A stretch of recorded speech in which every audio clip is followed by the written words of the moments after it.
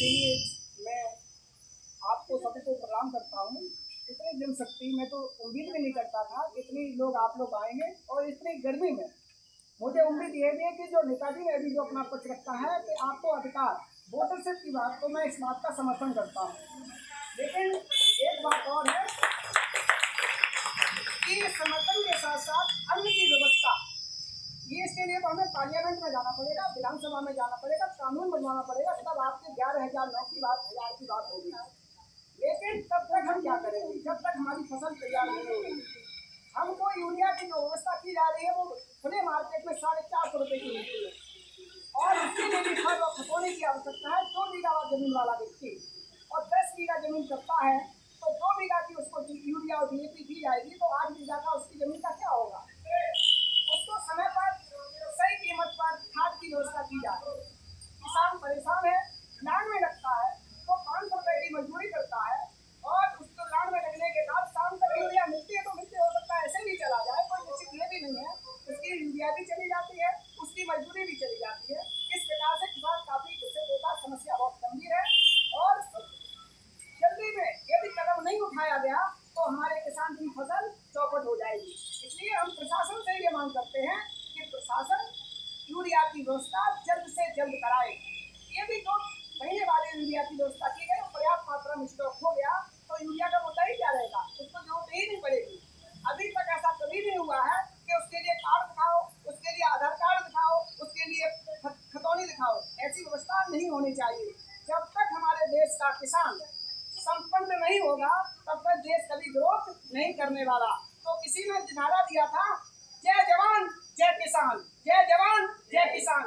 जब तक जवान और किसान नहीं होगा, जब जवान नहीं होगा तो हमारा देश सुरक्षित नहीं रह सकता, और जब तक हमारा किसान सुरक्षित नहीं होगा, जब तक पावरफुल नहीं होगा, तब तक हमारा देश पावरफुल कभी नहीं बन सकता।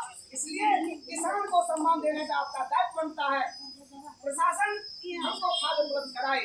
और दूसरी बात ये मैं कहना चाहता हूँ, सरकार केवल जो MSP निर्धारित करती है, केवल रिकॉर्ड के आधार पर MSP तय केंद्र पर्याप्त मात्रा में नहीं है, खरीदारी सही रेट में हो नहीं पाती है। इसके लिए किसान को सही फसल का कीमत नहीं मिल पाती है, सही कीमत मिलना चाहिए।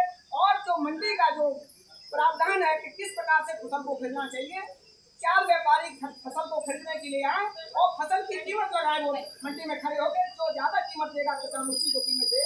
कान में कानाफूसी नहीं चलेगी। व्यापारी टू व्यापारी जो बात करता है और लिखवा दिया जाता है सब 5 रुपया किलो, 8 रुपया किलो, 15 रुपया किलो, इस प्रकार से खरीदारी नहीं होगी। जो भी किसान अपनी फसल जो व्यापारी ज्यादा कीमत में खरीदेगा उसको ही दिया जाएगा। दूसरी बात, एक व्यापारी लाता है 5 रुपए की पेन को लाता है व्यापारी, और कस्टमर से मांगता है 7 रुपए। अपनी फसल का सर मांगता है 7 रुपए मुझे चाहिए, और 7 रुपए में जब कहता है उसके 7 रुपए मिलते हैं। लेकिन किसान को अपनी फसल का लागत मूल्य मांगने का हक ही नहीं मिलता। क्यों? किसान का शोषण कब तक वो कहम करेगा, मालिक मैं अपनी फसल का मैं स्वयं हूँ, और मैं ही अपनी फसल को कीमत नहीं मांग पा रहा हूँ। तो इस प्रकार से हमारे किसान को क्या तुमने मजदूर समझ रखा है, नौकर समझ रखा है, तब तक ये शोषण सहन करता रहेगा। इसलिए MSP की सही कीमत सरकार मानक के अनुसार उसका रेट सुनिश्चित करे, और 24 रुपया जो मक्का वर्तमान में चल रही है, सरकार ने घोषित किया MSP की 24 रुपया कीमत मिलेगी, और मंडी में आज भी 1600 और 1800 रुपया कीमत मिल रही है। किसान पहले से आलू से बर्बाद हो चुका है, लहसुन से बर्बाद हो चुका है, और मक्का का भी जब सर्वोत्तम मूल्य नहीं मिलेगा तो किसान आत्महत्या करने के लिए मजबूर हो जाएगा। इसलिए हम सरकार और प्रशासन से मांग करते हैं, सही कीमत ज्यादा से ज्यादा क्रय केंद्र उपलब्ध कराया जाए, और किसान को शोषण